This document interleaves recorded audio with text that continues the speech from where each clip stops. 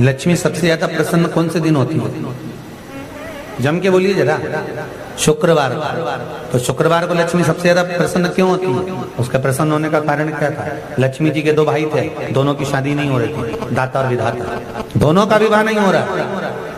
और दाता विधाता के लिए लक्ष्मी बड़ी परेशान थी, रोज नारायण से कहती थी प्रभु कुछ कृपा करिए, दाता विधाता का विवाह नहीं हो रहा, उम्र होती चली जा रही, इनका कुछ करिए प्रभु, आप नारायण आप कुछ तो कर सकते हो। भगवान नारायण ने तब लक्ष्मी से कहा एक काम करो, बेलपत्री के पेड़ के नीचे बैठकर लक्ष्मी तुम अनुष्ठान करो तुम्हारे भाइयों के विवाह के लिए। इसलिए आज भी हमारे हिंदू धर्म की रीति है कि बेलपत्री के पेड़ के नीचे शाम के समय लक्ष्मी का वासा होता है। इसलिए लोग इस बेलपत्री के पेड़ के नीचे तुम्हारा रात्रि को शाम को 6 बजे से लेकर रात्रि को 8 बजे तक तुम्हारा निवास होगा। जैसे पीपल के पेड़ में देवताओं का निवास, आपको आप लोगों ने यदि पद्म पुराण पढ़ी होगी या सुनी होगी तो उसमें स्पष्ट कहा है, पीपल के वृक्ष की गणना ध्यान देना, पीपल के वृक्ष में सुबह 4 बजे से लेकर 7 बजे तक ब्रह्मा जी का वासा होता है। पीपल के वृक्ष में सुबह 7 बजे तक ब्रह्मा जी का वासा, 7 बजे से लेकर 10:30 बजे तक पीपल के वृक्ष में भगवान विष्णु का वासा होता है। कितनी बजे तक? 10:30। 10:30 से लेकर 11:30 12 बजे तक पीपल के वृक्ष में पितरों का वासा होता है। इसलिए हमारे यहाँ पितरों को श्राद्ध पक्ष में जो भोजन कराया जाता है वो 10:30 से 12 के बीच में कराया जाता है। 12 बजे के बाद पीपल के वृक्ष में दोपहर के 1:30 बजे तक आहूतों का वासा रहता है। आहूत कौन? जो गर्भ में शांत हो गए, जो कुंवारी अवस्था में शांत हो गए, जो जन्म लेने के बाद उनका विवाह नहीं हुआ और शांत हो गए, उन आहूतों का वासा उस पीपल के वृक्ष में दोपहर में 1:30 बजे तक रहता है। उसके बाद में प्रेतों का वासा चालू होता है। इसलिए दोपहर के समय पीपल के पेड़ की परिक्रमा नहीं होती। फिर शाम को 4 बजे से 7 बजे तक पीपल के वृक्ष में शंकर जी का वासा होता है। इसलिए शाम के समय पीपल की परिक्रमा नहीं होती। 7 बजे के बाद में पीपल के वृक्ष में रात्रि को 9 बजे तक कुबेर का वासा होता है। फिर 9 बजे के बाद में प्रेतवास चालू होता है पीपल के वृक्ष में।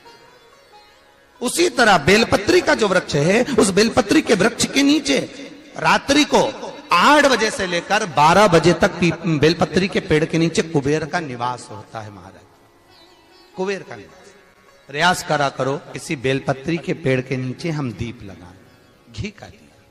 यदि संपदा की कमी हो तो, अगर भगवान ने खूब संपदा दी है तो भले मत लगाओ, कोई दिक्कत। महामृत्युंजय मंत्र का यदि आप जाप करते हो और आपको मालूम पड़ गया कि शरीर में मुझे ये रोग हो गया है, मुझे शुगर हो गया है, मुझे बीपी हो गया है, मेरा ब्लड प्रेशर ऊंचा नीचा रह रहा है, कोई भयंकर रोग, मेरे रिश्तेदार को कोई कैंसर जैसा रोग हो गया, किसी को कोई थायराइड हो गया, किसी को कोई किडनी और लीवर में सूजन हो गई, किसी को कहीं किडनी और लीवर में तकलीफ हो गई, तो शिव महापुराण की कथा कहती है, नवग्रह शिव महापुराण की कथा कहती है कि बेलपत्री के वृक्ष के नीचे महामृत्युंजय मंत्र का जाप जो शुक्रवार की शुक्रवार घी का दिया लगा कर करता है, उसके रोग बाबा देवाधिदेव महादेव समाप्त करते चले जाते हैं। ये संजीवनी मंत्र शुक्रवार के दिन भगवान शंकर को शुक्र को दिया था, इसलिए उसकी प्रधानता।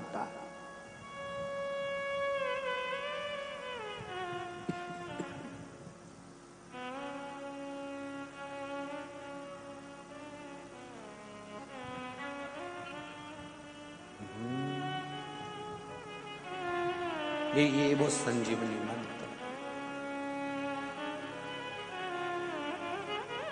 शुक्रवार के दिन बेलपत्री के वृक्ष के नीचे बैठकर घृत का दिया लगाकर शरीर में जो रोग है उसका स्मरण कर कर शंकर जी से विनय कर कर, हे भोलेनाथ आपने शुक्र देवता को संजीवनी मंत्र दिया है, तो क्या आप मेरे को वो मंत्र प्रदान नहीं करोगे? मेरे रोग, मेरी बीमारी, मेरे दुख को आप नहीं हरोगे? शिव से कहो ये शरीर आपने दिया है और भजन करने के लिए दिया है, स्मरण करने के लिए दिया है, कीर्तन करने के लिए दिया है, तो संभालोगे भी आप। और बेलपत्री की ओर मुख कर कर घी का दिया लगाकर महामृत्युंजय मंत्र का स्मरण कर लेने पर धीरे धीरे धीरे धीरे धीरे धीरे वो रोग समाप्ति की ओर आता चले जाता है।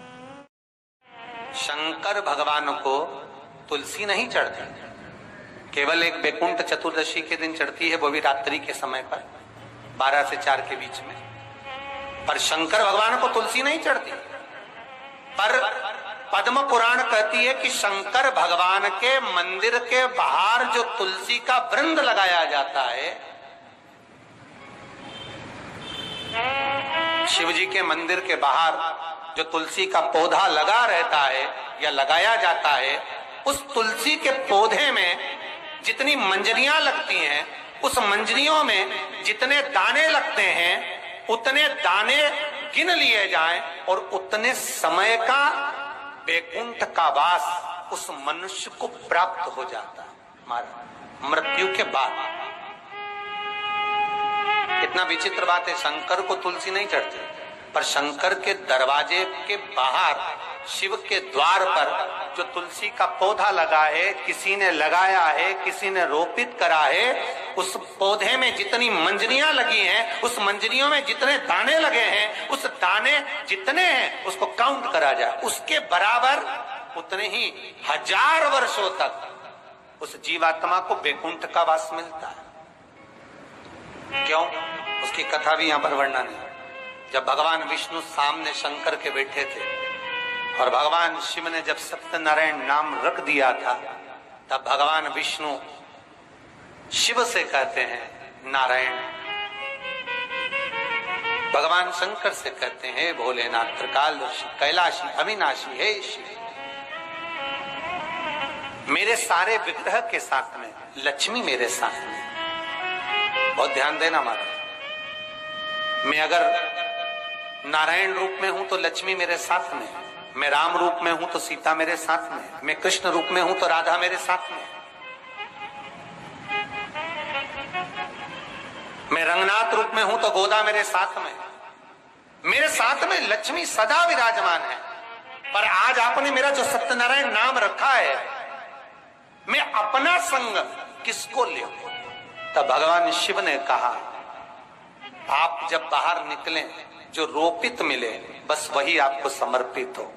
तुलसी का पौधा रोपित था, उस तुलसी के दल को भगवान नारायण ने अपना संग बनाया। और बहुत ध्यान देना, सत्यनारायण की कथा हो, चाहे भागवत की कथा हो, चाहे विष्णु पुराण की कथा हो, इन सभी कथाओं में सबसे ज्यादा प्रसाद की महत्वता नहीं है जितनी तुलसी के दल की महत्वता है। क्योंकि सत्यनारायण के साथ में हरि के साथ तुलसी का स्मरण